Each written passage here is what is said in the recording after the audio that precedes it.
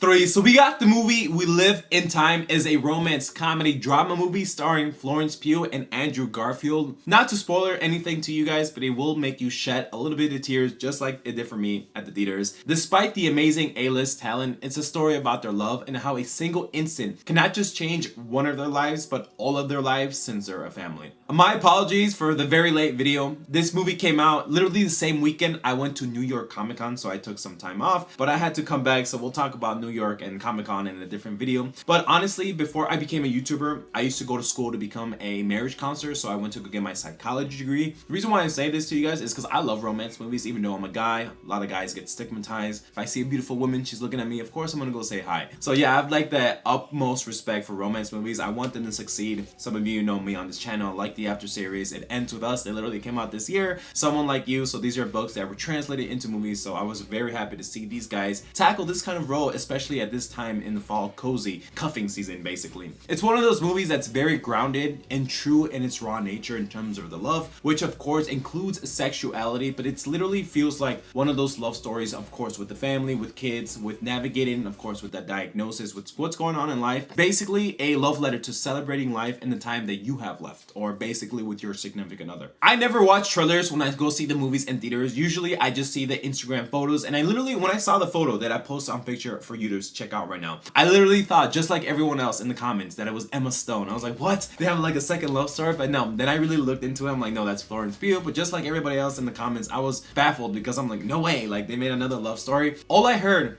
of course, based on the photos, it's hard to get away from like social media, you know, of course I do this for YouTube and stuff, that it was a romance story. I mean, of course the poster gives it away, but then I guess in the Googleness and the YouTube-ness, of course doing movie reviews, that it was gonna be kind of sad, but I didn't know how sad it would be or what type of sadness. Like I didn't know if they're gonna break up or it was something like cancerous diagnosis or something like they're dying and stuff like that. Like I didn't know it was gonna be anything of that, or like they're separated, or like they had to go back to a different country. So all I knew, it was kind of sad and it was romance, and it does have both of them. Andrew Garfield is on his trip for his job. He plays as Tobias. When he walks out into the world, he needs to get supplies from his hotel, from a supermarket, like pens and stuff, and in the best way possible meets Almet, Florence Pugh's character, which I don't want to spoil for you, but if you watch the trailers, they literally spoil how they meet, which is weird because I feel like that impactful moments hit me differently in the theater because I had no knowledge of the trailers or what's going on. So I'm like, damn dude, kind of don't watch trailers, but it's the best way possible they could meet. The story goes on. Andrew Garfield's is not really, I feel like his story is irrelevant. Like yes, it's about him, but his job, like all they talk about is some Weetabix. So it feels like maybe a cereal corporation breakfast, whatever. I don't know. It's not here in the States. It's mostly like over there in like British UK and stuff. So I'm like, damn. So his job is irrelevant basically because it does touch upon it, but it doesn't really talk a lot about it. Florence Pugh, on the other hand, after the incident, which is kind of tragic and funny at the same time, they embark on a journey to see if they become friends, lovers, or even something more. And her story is way prevalent on screen. She plays as a chef renowned at Michelin stars restaurant, trying to compete to become the very best. So she is very competitive, and the movie leans on her a lot in terms of what she does for like her aspirations and her goals and stuff. So yes, the movie is, I mean, it mostly is about her. I mean, the thing that's going on is about her. Yeah, it doesn't, of course, it just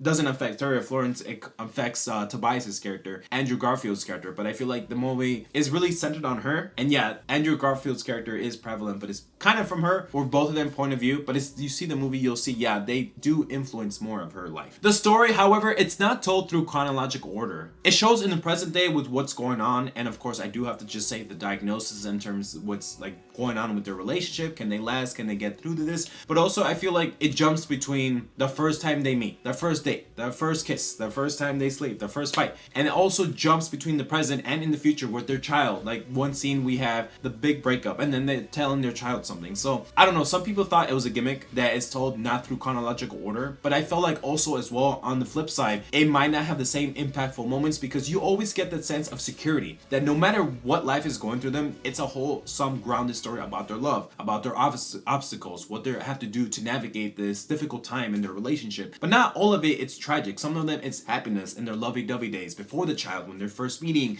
or when they first break up and then they, you know, reconcile and stay together. So I could see how it could be confusing to some folks, even for me, and I was a little bit high as well. I was feeling a little bit weird. I'm like, what setting are we on? Are we in the present with their child? Are we in the present with not having their child? Or we in the beginning stages? So it might have been a little bit helpful if the movie had like a bottom left or scroll right of like, you know, this is before the child, or like the first year of the relationship, second, third year, whatever, fourth year, but it doesn't have that. However, as the scene progresses, when they do flip-flop, you do get the sense of, okay, this is where they're first beginning, when they're happily boyfriend, girlfriend without having the kid. Oh, now it jumps to the diagnosis, which is the present day. Oh, now it jumps further into the future with, you know, her cutting her hair as you've seen in the trailer. So it really flips up, and it kind of asks you, the audience, to be like, hey, we're in this setting now. So that could be a little bit confusing and difficult even for me, person that loves movies, but still, nevertheless, it gave a movie a distinctively emotional impact based on what's going on. Like I said before, you always get that sense of security that, yeah, they might break up for a little bit, but they'll go back. It's not like they're gonna give up on their relationship. So you always get that sense of security, like, hey, everything's gonna be all right, no matter what the movie's throwing at you. I would say they have amazing amount of chemistry together. I mean, don't get me wrong, I didn't feel in terms of like sexual attraction and nature. I mean, yeah, it's there, but it felt more reality or grounded and wholesome, you know? Maybe I'm just that point in my life where I look at things different. And remember, I just came back from New York, so I have a lot to digest. I mean, don't get me wrong, sex is a big part in their relationship, and also hopefully in others' relationship, but I feel like it's not the basis of this, what they're going through.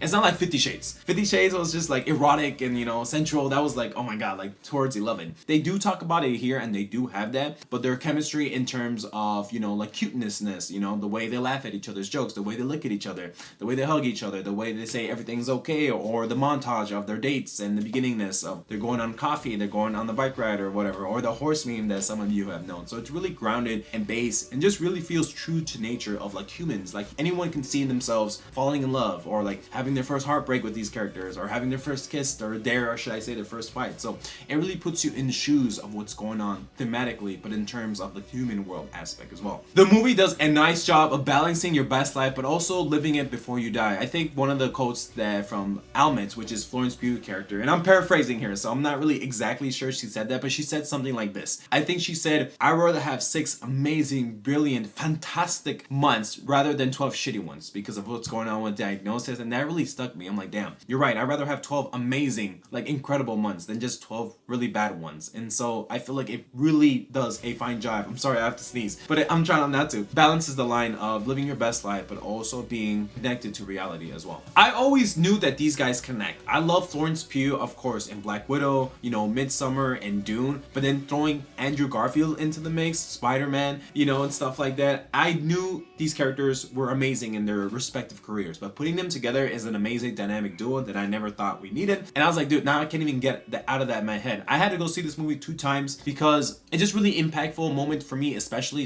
now when I came back from New York, with the cinematic scores and the thematics that everything's going through. It really just felt true to nature. Even though it's not scary fall Halloween vibes, it's still, we're in the middle of about to be cuffing season. So most of the scenes when they go like on dates, it's like cozy, it's like fall type of weather, it's sweater season, it's like, you know, I'm holding you, they're walking by the park, you know, they have like a shake in hand or coffee. So it really feels cool in that terms of nature, because wow, like yes, we're gonna go into November now, but you could never downplay that it is gonna be cuffing season, and I'm still looking to be cuffed. So I'm like, dude, it's a lot to digest, but at the end of the day, I'm gonna give this movie a B. I just really thought this was a well thought out and provoking movie. It really felt grounded and wholesome to reality in terms of love and nature.